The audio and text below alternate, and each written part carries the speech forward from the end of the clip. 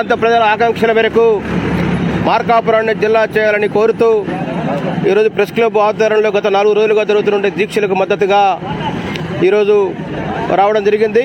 అలాగే అన్ని రాజకీయ పార్టీలు, ప్రజా సంఘాలు, కార్మికులు, కర్షకులు, విద్యార్థులు, యువత, మహిళలు, ఉద్యోగులు, వ్యాపారస్తులందరూ కూడా ఈరోజు పశ్చిమ ప్రాంత ప్రజల ఆకాంక్షల మేరకు జిల్లా కావాలని స్వచ్ఛందంగా ఆందోళన కార్యక్రమాల్లో పాల్గొనడం హర్షణీయం. మనము మార్కాపురం డివిజన్ ఆర్థికంగా, రాజకీయంగా, సామాజికంగా అన్ని రంగాలలో గత 6 దశాబ్దాలుగా పూర్తిగా వెనుకబడ్డ ప్రాంతం, దగాబడ్డ ప్రాంతం. వర్షాధారం తప్ప నీటి ప్రత్యయం లేని ప్రాంతం ఏదైనా ఈ భారతదేశంలో ఉందంటే ఒక పశ్చిమ ప్రాంతం మాత్రమే. వర్షాధారం తప్ప నీటి ప్రత్యయం లేని ప్రాంతం. ఈ ప్రాంతంలో వేసిన పంటలు పంట కోసం తెచ్చిన అప్పులు తీర్చలేక చాలామంది రైతులు ఈరోజు ఆత్మహత్య చేసుకునే పరిస్థితి పశ్చిమ ప్రాంతంలో నెలకొని ఉన్న సంగతి మనందరికీ తెలిసిందే. ఇలాంటి పరిస్థితుల్లో పశ్చిమ ప్రాంతాన్ని వెనుకబాటుతారని గురవుతున్నటువంటి పశ్చిమ ప్రాంతాన్ని ప్రత్యేక జిల్లాగా చేశామటైతే కేంద్ర ప్రభుత్వం నుంచి వెనుకబాట జిల్లా కింద 100 కోట్ల రూపాయల నిధులు వచ్చేటువంటి అవకాశం ఉంది. తద్వారా ఈ ప్రాంతంలో అనేక అభివృద్ధి సంక్షేమ కార్యక్రమాలను చేపట్టడానికి అవకాశం ఉంటుందనేది ఈ ప్రాంత ప్రజల ఆలోచన. అందుకు అనుగుణంగా కనిగిరి, దర్శి, వైపాలెం, గిద్దలూరు, మార్కాపురం నియోజకవర్గాలతో పాటు పశ్చిమ ప్రాంతంలో భాగంగా ఉన్నటువంటి మనకు సరిహద్దు ప్రాంతంగా ఉన్నటువంటి శ్రీశైలాన్ని కూడా మన పశ్చిమ ప్రాంతాన్ని కేంద్రంగా చేసుకుని మార్కాపురం జిల్లాగా ఏర్పాటు చేయాలని మనం డిమాండ్ చేస్తూ ఉన్నాం. ఈరోజు భారతదేశంలో అత్యంత వెనుకబడ్డ ప్రాంతం ఏదైనా ఉందంటే అనంతపురం జిల్లా అనేది అందరికీ తెలిసిందే.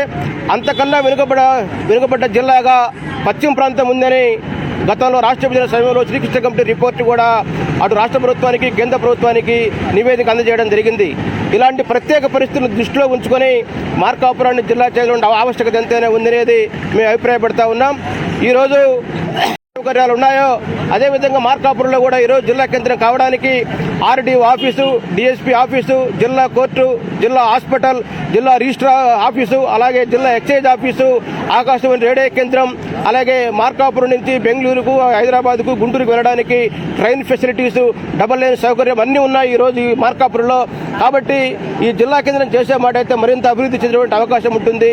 అన్నిటికీ మించి మార్కాపురం ప్రాంతంలోని కొమరోలు నుంచి, పుల్లల చెరువు నుంచి జిల్లా కేంద్రమైన ఒంగోలుకి వెళ్లాలంటే 180 కిలోమీటర్ల దూరం పాటు ప్రయాణం చేయాల్సి వస్తుంది. దీంతో అనేక వ్యయ ప్రశ్నలకు గురి కావాల్సి వస్తుంది. ఆర్థిక ఇబ్బందులను ఎదుర్కొంటా ఉన్నారు. కాబట్టి చాలా దూరం వెళ్లాల్సి వస్తుంది. ఇలాంటి పరిస్థితుల్లో పరిపాలన సౌలభ్యం కోసం మాత్రమే నూతన జిల్లాలను ఏర్పాటు చేస్తున్నారని చెప్తున్న రాష్ట్ర ముఖ్యమంత్రి వైఎస్ జగన్ గారు అదే కోణంలో ఆలోచించి పశ్చిమ ప్రాంతాన్ని జిల్లా చేయాలని మేము ఈరోజు డిమాండ్ చేస్తూ ఉన్నాం. అయితే ముఖ్యమంత్రి చెబుతున్న దానికి భిన్నంగా కూడా ఈరోజు రాష్ట్రంలో అమలు జరుగుతూ ఉంది. అందులో భాగంగా హిందూపూర్ లోక్సభ కేంద్రాన్ని తీసుకెళ్లి పుట్టపర్తిలో కలుపుతా ఉన్నారు జిల్లా కేంద్రంగా. రాయచోటి లోక్సభ కేంద్రాన్ని,